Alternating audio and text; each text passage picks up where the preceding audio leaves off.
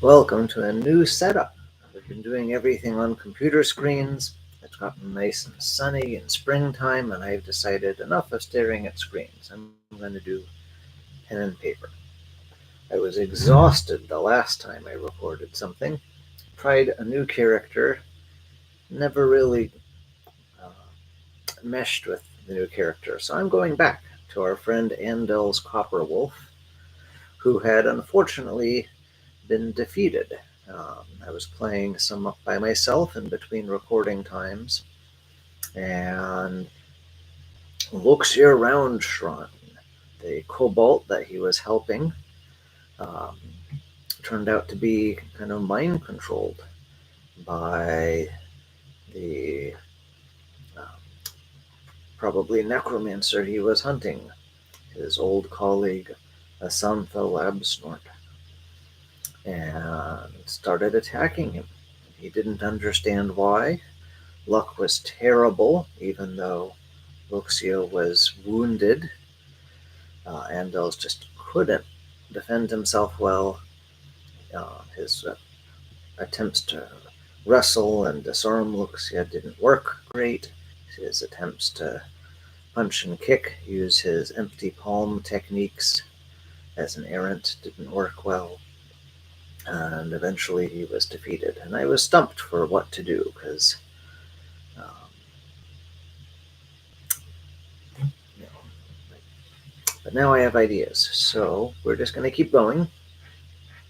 And if you are new, then I'm going to roll dice but not talk about them.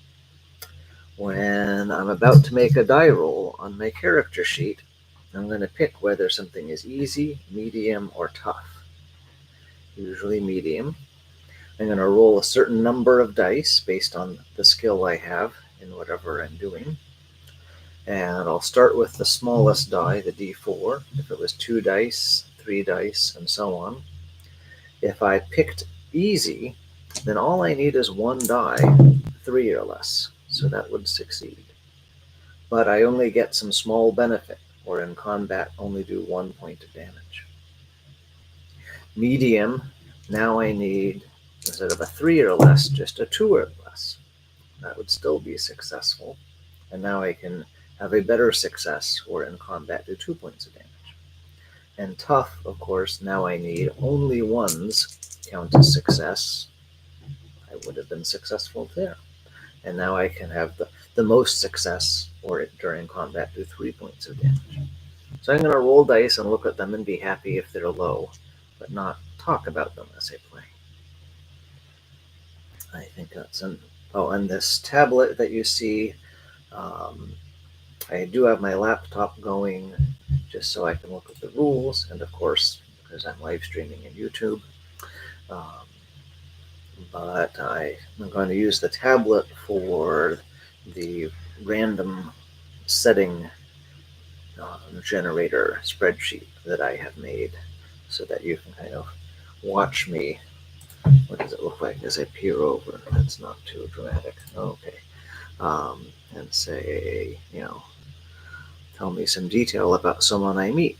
And I'll look up something random and, their name is Gainilla. They're a greedy Therian. And I can look up other things in the setting too. You've seen me use this in the past, perhaps. Okay, so the story starts where Andelz, his last memory is this wounded, apparently friendly kobold named Luxia that he had rescued, found on the road. She was trying to hunt a necromancer named Rilma, who is the target of a magic bounty. Both Andelz and Luxia had a poster that they had taken from the middle of Arlanak town, where the power named Nash had put a magic bounty board. And if you're holding this poster, then you can close your eyes and know where Rilma Langbark roughly is, distance and direction from where you are. No strategy about what the terrain is like in between or how to best travel, but just you kind of know if you're on the right track. So Luxia had gone after Rilma several days before Andelz and failed. She had gotten injured by some skeletons and um, maybe some wights, and had been telling Andelz about that as he was helping her hobble back to one of the local farms where she could recuperate some if the farmer was hospitable. And suddenly she attacked Andelz. And the last thing he remembers as he's falling to the ground is that she pulls a strange coin from her pocket and puts it under his tongue. When he wakes up, he is in a small room. As his eyes clear, he wonders, is this a jail cell? Is this... Um, but he doesn't seem to have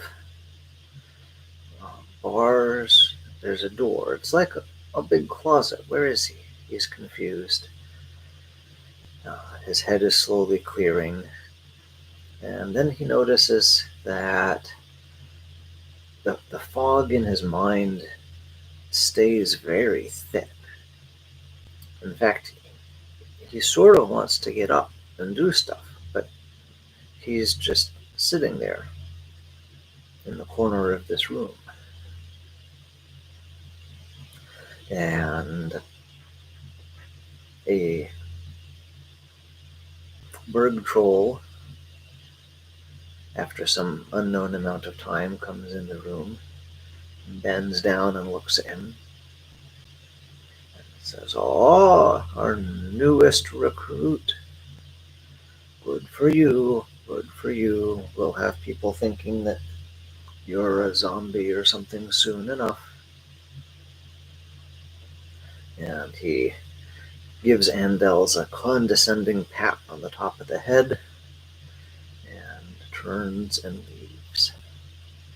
The door closes and Andelz is alone. This doesn't really bother him. He's just kind of waiting for instructions or something. He notices a taste. It's the coin under his tongue.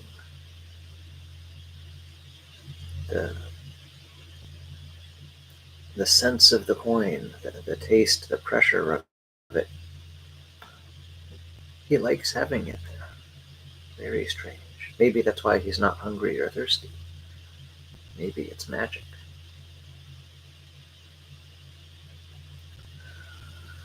More time goes by. He's not quite sure how much. And suddenly slowly the air gets cold and thin, like he's in the top of a mountain.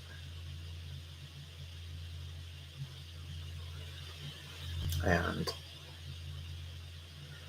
an ogre comes into the room. Not a disguised ogre, but someone that's clearly looking like an ogre. And the coldness in the air seems to be emanating from this person. Andelz has vague memories, lessons about what this might mean, but they're not penetrating the fog in his brain. And the ogre slowly walks over to him and then reaches out and removes the coin from under Andelz's tongue. And his mind clears and he realizes that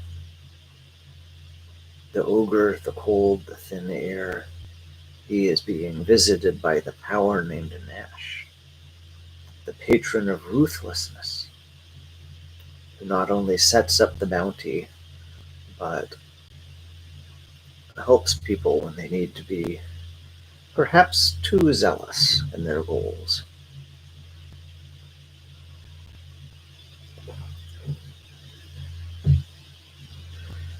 He tries to bow or say something, but he is too stiff from having sat for several hours in the corner on a stone floor.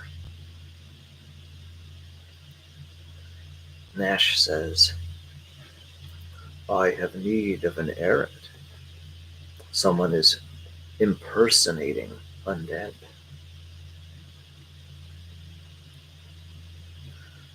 Escape and beware these coins." And he puts the coin back in Andelz's hand now, not under his tongue, and leaves.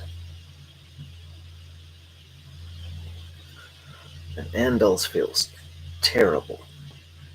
He's cramped. It's like his blood flow is recovering from being terribly ill. He's tingly all over. His muscles are sore. He rolls to the floor, and it takes a lot of effort to not groan out loud. He doesn't want to alert anyone that he is himself again. I'm going to see how well he does this. So let's make a roll on resilience. We're not in combat, so I'm not actually going to pick easy, medium, or tough. It's just the lower I roll, the better I do. Only a 3.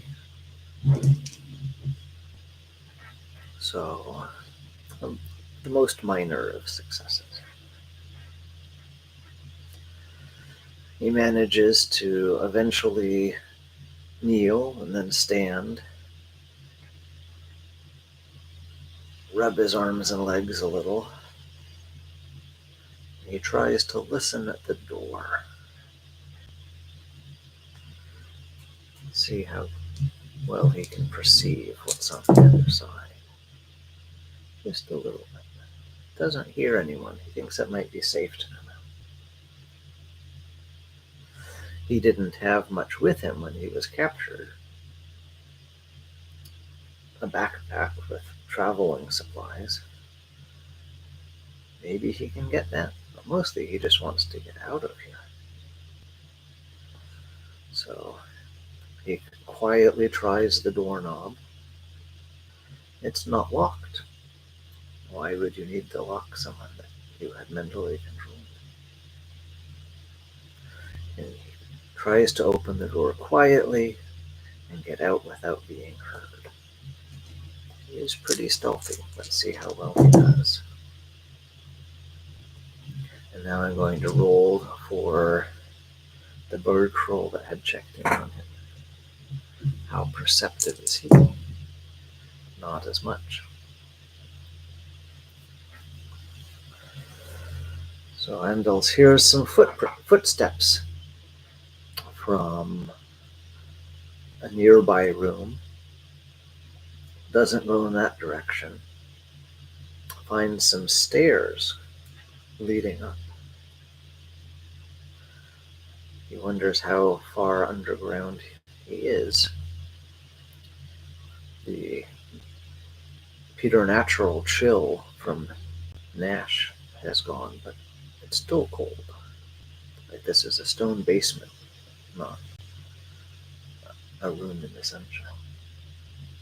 And there's no windows. So he tries to quietly go up the stairs. How squeaky are these stairs? Does he manage? Barely. How perceptive is the person above? More than Andelz was. So he goes up the stairs and emerges onto what must be the first floor. This room has windows, and it's set up like some sort of alchemical laboratory. And someone is working there. He recognizes her. It's his former companion, former gang member, Asantha Labsnort, who he had heard rumors was becoming a necromancer. She's also a Therian. She never really liked Andelz. She's trying to do something at one of the tables with all of this alchemical equipment. And unfortunately, he still hasn't gotten full control of his muscles yet. And as he comes into the room, he wobbles and catches himself on the corner of a table that shakes a little bit, and the glassware clinks and rattles, and she turns around and sees him. Now, does she think he is being controlled still, or does she think he's escaped? I'm going to say, just by his behavior, it's unlikely she is fooled, but let's see. Oh, he got very lucky. She said, Wilma sent you up already. I say, it's quite a pleasure having one of my old colleagues join the group.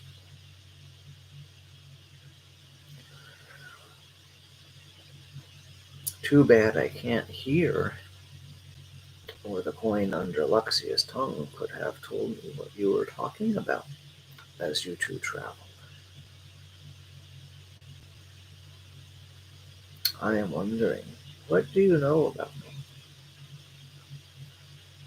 You had one of Roma's bounties.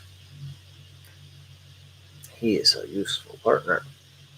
Anyway, why did he send you up when you can't even walk yet?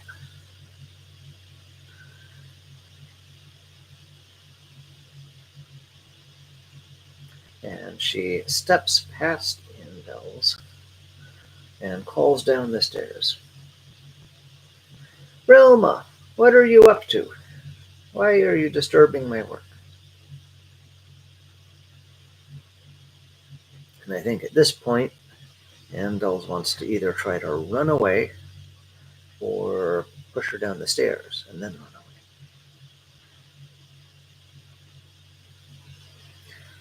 He's pretty good at wrestling. Let's see if he can give himself um, some advantage as he flees by pushing her down the stairs first. He does. If you roll a 1, then you can choose not to succeed in the action you were doing, but instead be set up well. So I'm going to move this little toggle from no to yes. So he will get a bonus on something when he wants. And in the meanwhile, being set up well will mean that when we are just checking fate, yes or no, if something is true, like if Asantha was tricked into thinking he was still under her control, then he will get an extra die. So, does he want to spend being set up well right away and help his escape? He's pretty good at running away. I think he will stay set up well. So he shoves Asantha. She hollers, "What?" but doesn't actually get terribly inconvenienced. And he gets just the slightest of success. They're going to chase each other around this room, see if he can get to a door and run away before she grabs him. So how this works is I will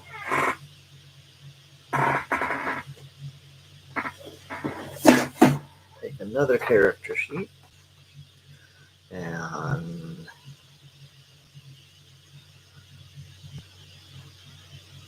I'm going to say that this is as much a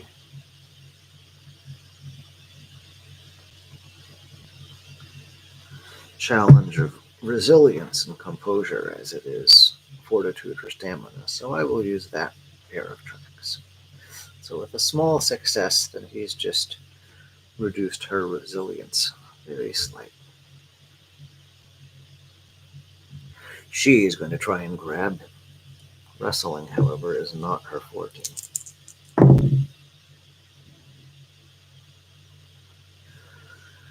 So he evades her grasp.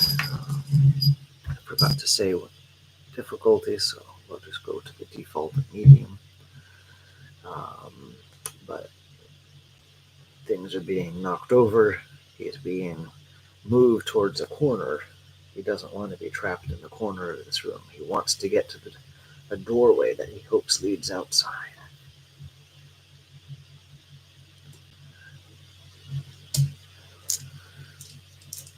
He is again going to get to use his wrestling. Maybe he can even throw some things at her.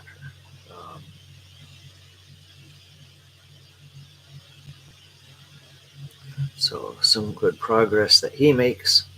He circles a table. He finds some warm liquid, throws it. She has to step to the side. She hollers, "What happened? Why isn't the coin working?"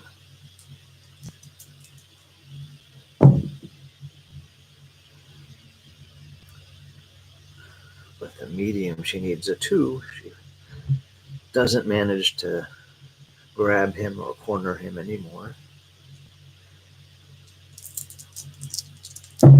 He's continuing to make his way to the door.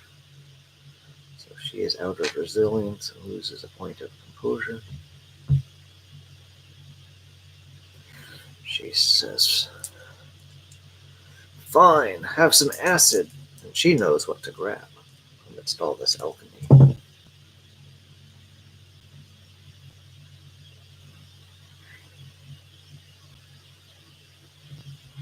It's getting close. He's going to try and do something tough and spend that being set up well. If he can get a 1, she will be out of composure. But he fails. "Aha, I got you now," she says.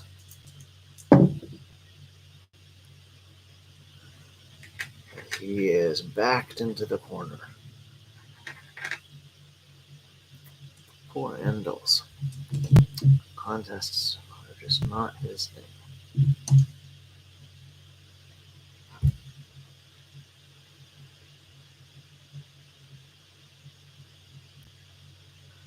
She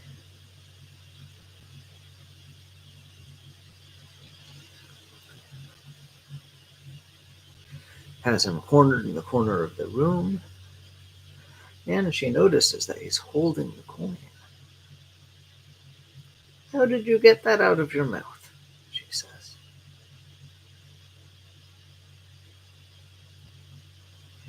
"That's not right. Is there something special about your being an errant that I don't know about?"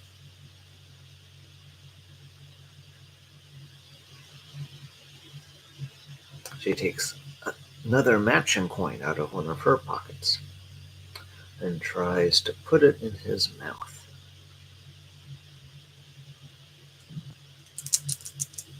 I'm going to say that's a tough thing for her to do. Give him another chance to escape here.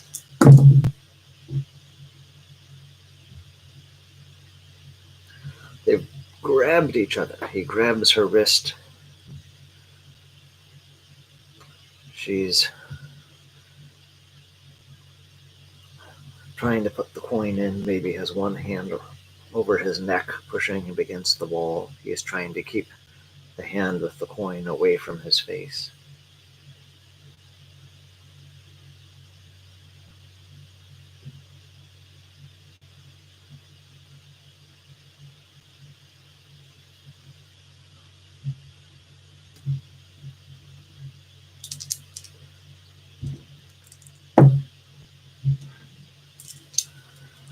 They're struggling and struggling.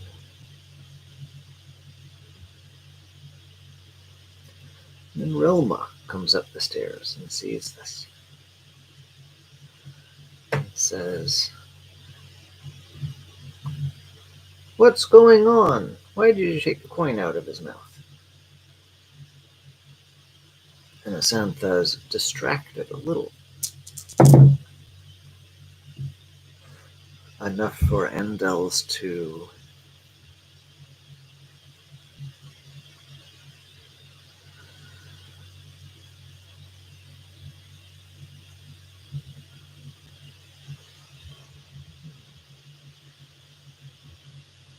I've been forgetful. He's a Therian that can turn into a squirrel. Maybe it's not that I've been forgetful, but his mind was still kind of foggy.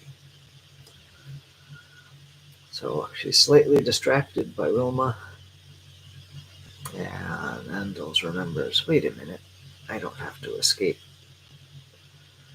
as a person, and suddenly he is small and slips under the table. And there's, perhaps if he's a little lucky, yes, there's a window open, just a crack. Not enough for a person to get in or out, but as a squirrel he can. And to his surprise, he's in the middle of Arlenac Town.